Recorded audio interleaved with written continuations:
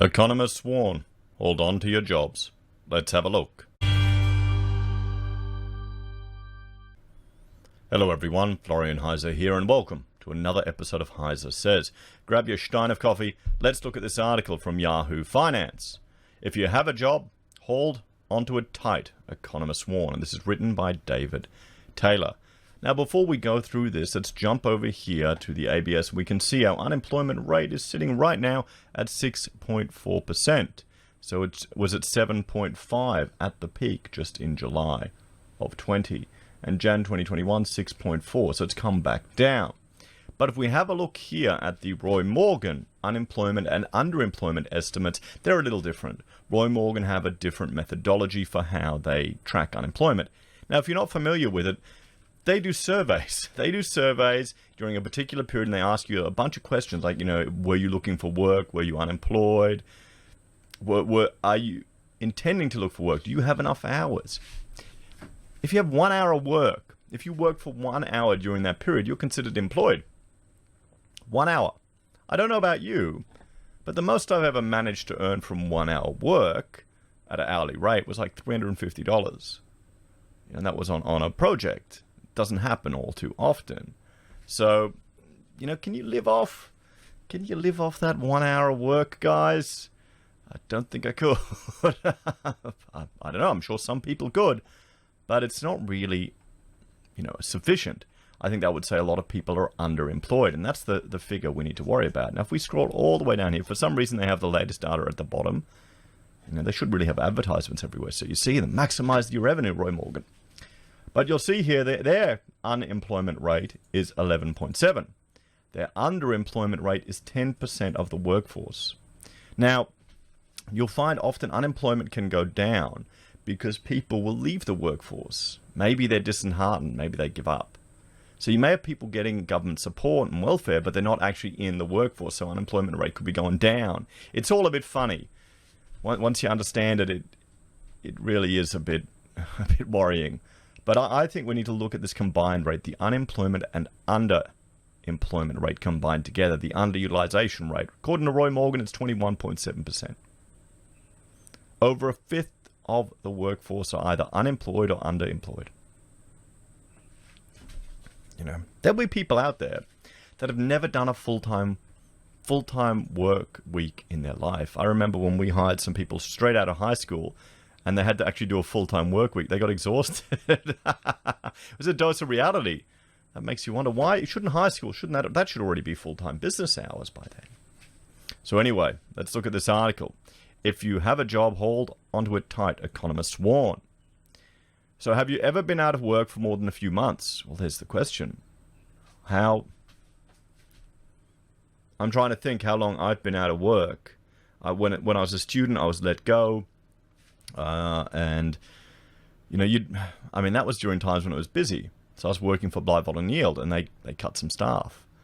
And I was working in the IT section, not in architecture, so they let me go, and I went to another firm. I think I found a place within a couple of days. And I'm just trying to think. So Rachel was unemployed, looking for work for 2 weeks. That was quite funny. She moved up to Brisbane. This is when we just moved in together, and she was looking for work, and I'd come back from work, and she'd been home alone all day by herself. So she missed me. So she was all really happy to see me, really super friendly and excited, and it weirded me out. I'm thinking, what's going on here? And she's just lonely at home all day, bored out of her mind, nothing to do. So, and then after university, after working, we started our own practice. So I guess, is that considered unemployed? If how long has it been between projects, perhaps? So there's the thing. If you're months unemployed, well, it can be a dent to the ego.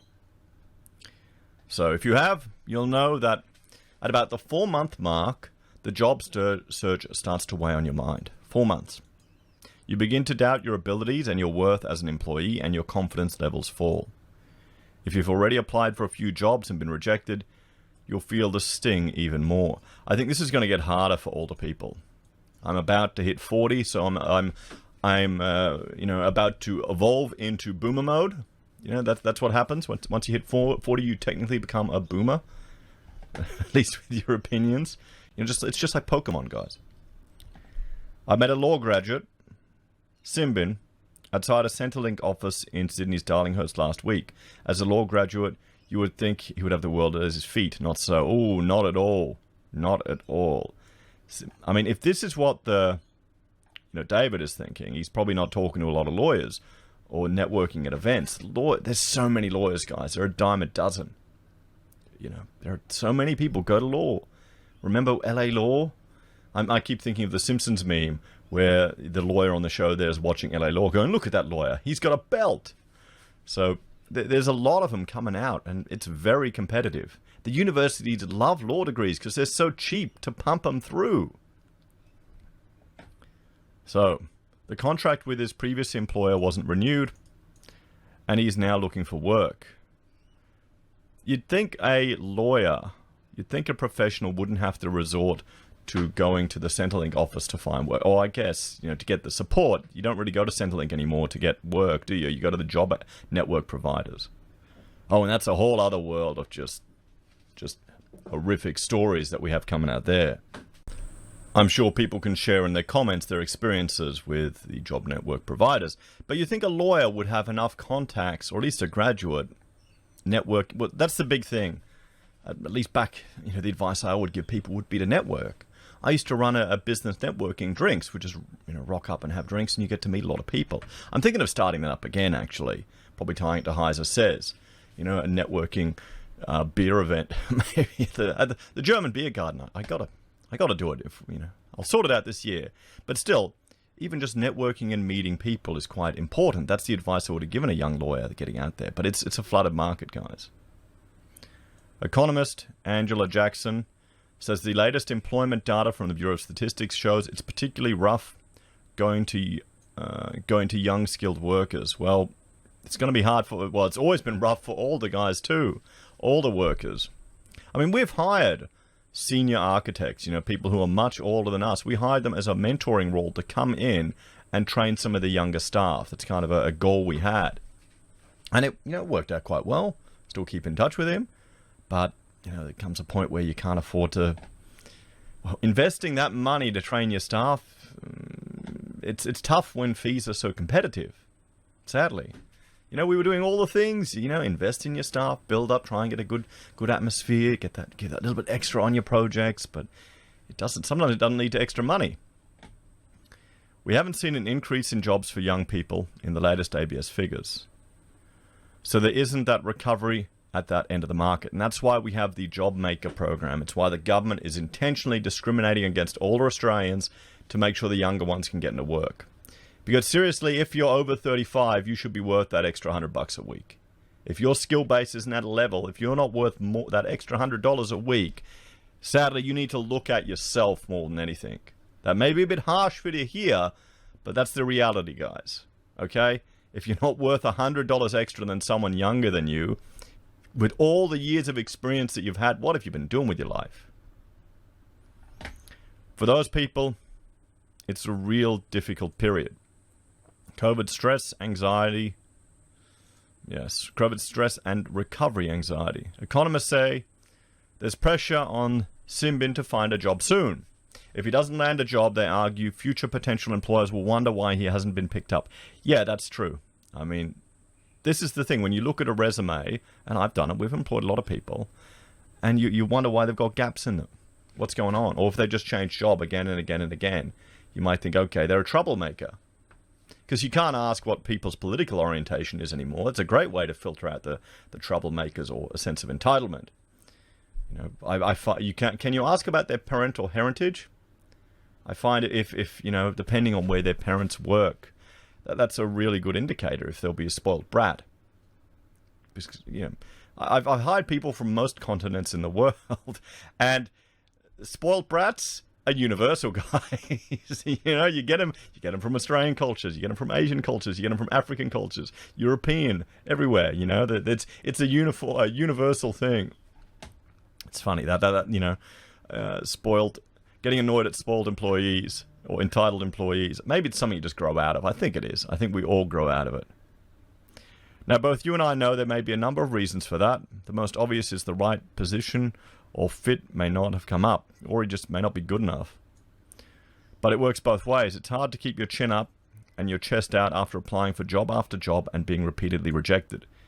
So, I mean, what would you do as a young graduate or a young lawyer? You need to try and stay sharp. You need to get out there and network. I mean, it's going to be tough. One thing I would suggest, try and create YouTube content and then find something that you're passionate about and discuss it that's related to your field. You know, that could be a way to at least remain involved. You know, read legal documents, look at court rulings and discuss them. You know, maybe just give, like the sisters-in-laws who are talking about evictions, something like that to keep you fresh and to keep you out there. But I guess it's hard when you're a graduate, but still. Indeed, workplace psychologist Alan Jackson says it presents a risk to one's mental health. It's very full-on psychologically and emotionally. Well, yeah, I would hazard a guess it's probably got more of a potential impact on men too. We identify so much with our career and our success. Our sexual market value is tied to our ability to be a provider, and if you can take a lot of hits there. What's really gut-wrenching is hearing the stories of, like married couples, and then a guy loses his capacity to earn, and the woman just abandons him. The MGTOW boys will have a lot of sad stories like that. I mean, that's a real test of a wife who'll stand by you through richer or poorer. That's the old-fashioned way. You're meant to go through the good times and the bad times together, guys, because a life isn't just a journey to happiness. I know it may feel like that because we haven't had a recession for so long. So yeah, I'm very spoiled with my wife. She puts up with a lot. So who's benefiting from lower unemployment? A nagging question you may have if you're still reading by this point, but I thought the COVID economic recovery was bringing the unemployment rate down. That can only be a good thing, right? Or it could be people getting out of the workforce. The answer is yes, of course. It's a good thing. However, massive challenges remain. The first is that there are actually now 60,000 fewer jobs across the economy compared to just before the pandemic hit. The other is that the jobs growth is largely in casual, part-time or flexible employment arrangements. Well, you can appreciate that. We've just had our first recession in 28 years. People and businesses are worried cash flow may not be there. You may not have the work for someone full-time. You may just not have the work. And finally, most industries are still facing the constant threat of lockdowns. So while the economy is recovering, bosses remain reluctant to invest and hire. 100%, that is the reason there. I would hate to be in a public-facing retail sector right now with the threat of lockdowns. Just think about all the cafes that buy all this food and stuff, and then boom, lockdown for a week. You can't keep it. Jackson has a way of cutting through the numbers, and this time is no different. Across the board, and that means that for a lot of Australians, an extended period out of work or periods of unemployment during this period, she said. So the likelihood of losing your job during this period is going to go up. So who benefits from lower employment? Well, we've already read that. It's doubling up here in my print. Well, the employment opportunities in the retail sector are growing. Anyone who needs a job, any job, has a good chance of landing one right now, but that's about it. Long-term, secure employment with added bonuses like payment and promotion potential are still pipe dreams. I think they're going to be for some time, everyone. We're in a recession. So in other words, if you have a great job, hold on to it tight. So finding solutions. So what's a down-and-out worker to do? Well, it turns out not much. The economy is still vulnerable to setbacks. It's clear that despite ongoing economic growth, the jobs market remains a tough place to navigate. From a purely practical standpoint, the suggestion to younger Australians looking for work is take what you can get. If it's not exactly what you want or the pay is lower, take it anyway. It's far easier to transition between jobs than to stay out of work for an extended period of time and get back in again. Think about that. Yes, that's right. That's 100% right. Find some, even if it's a lower pay, even if it's close, even if it's not related to your industry, just keep working. What do you say in an interview? I was waiting for the right job. How do they know that's accurate? It might just be you're not that employable. Well, yeah, that's what you'll think. That's what people will say, guys. Talk to anyone who's employed someone. Okay, that's the reality of the situation. I know I have financial responsibilities and I need to contribute to society for my well-being. So no, it wasn't what I wanted to do. This is the job I want, but I don't regret taking that job. Yeah, you stepped up and you kept working. That will look better. That will look better, you know. I got to keep the money rolling in, boys, so I had to do that job. It was like us taking projects that we probably didn't want to. I had to take them just to keep them on. You know, a toilet block on a mine. Not the most exciting work. You can still do a good job. You can still provide it well. You can still document it well. Get a nice set of clean-looking documents. Get it out there. You got to do it. So, obvious cracks in the system. It's important to remember, too, that despite the jobs growth, the labour market is weak around the edges. The underutilisation rate, which includes those unemployed and underemployed, remains elevated at 14.5%. Now, that figure, everyone, is the ABS figure from the Australian Bureau of Statistics. Their underutilisation rate is different to the boys and ladies at Roy Morgan. Now, most people kind of say, take the ABS figure, rule of thumb, double it to get the real unemployment rate. So, I mean, my sister-in-law, who's got a job at the airport, you know, she's finally, you know, they've oh, you come back and she's got a shift and then, oh, it's cancelled. Oh, they've changed the flight. I mean, it's nuts. It really is. So she's training and looking at other opportunities. Looks like she's got one. And that came about through someone making a post on a Facebook group that Rachel is in. So you got to, one thing, if you're looking for jobs, you need to get out there and network. I still think it is, even if it's digital networking, just get out there and cast your net wide, everyone. Try and find opportunities. Skill up. Skill up. One thing I would suggest while you're not working, LinkedIn Learning. Okay, LinkedIn Learning, guys, or what back in the day was called Linda. You can find all these courses. All these courses. If you're not working, do them. You can get access to Linda, which is, I think it's what you know, they bought it. Okay, Linda is now LinkedIn Learning.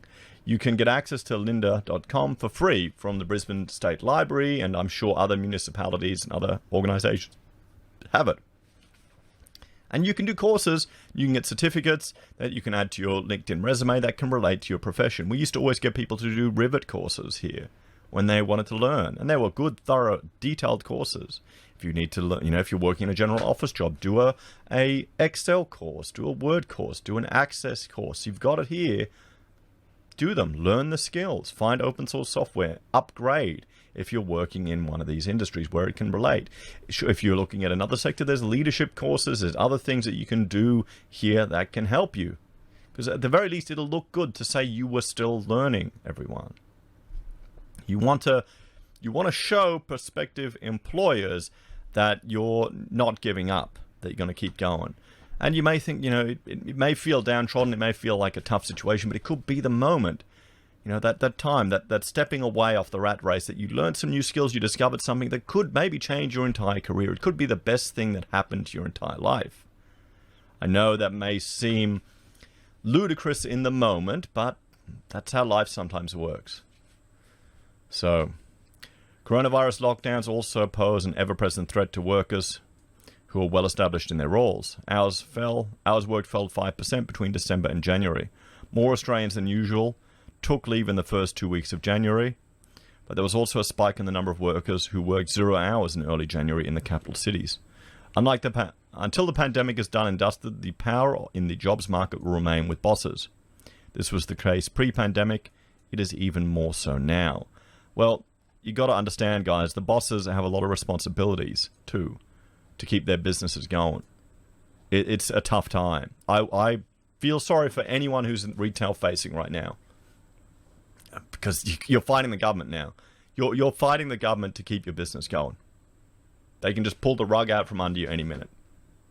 So there we have it, everyone. Economists are warning to hold onto your jobs. Now, what suggestions and advice would you give people who are watching this who might be unemployed for the first time? What would you suggest? You know, is networking even really an option now? Can you really do it? Let us know. What other suggestions would you have? I mean, mine's keep learning and do networking. They're the two things, two takeaways. And don't be afraid to humble yourself to just get in the market. I mean, if you can, do Uber, do some of these other gig jobs. If you can't drive around Uber, do Uber Eats. It's still money. You can listen to lectures. You can listen to lectures while you're driving around between things, guys. You can learn stuff that way. Sure, I used to play Jordan Peterson lectures there. And sometimes it got me a 5-star rating when I had a Jordan Peterson lecture playing. Other times, I don't think it did. Anyway, guys, thanks for watching. Like, share, subscribe to the channel. Share your thoughts and opinions in the comments down below. If you're a fan and enjoy the content I create here, there are a few ways you can support us. You can join us on YouTube or Patreon. You can support us using our affiliate links from Amazon, eBay, Independent Reserve, or AussieBroadband. You can buy merch from HeiseSays, use Gold Pass from the Perth Mint, or support us using MeetRx or SelfWealth. Take care. I will see you all next time. Bye for now.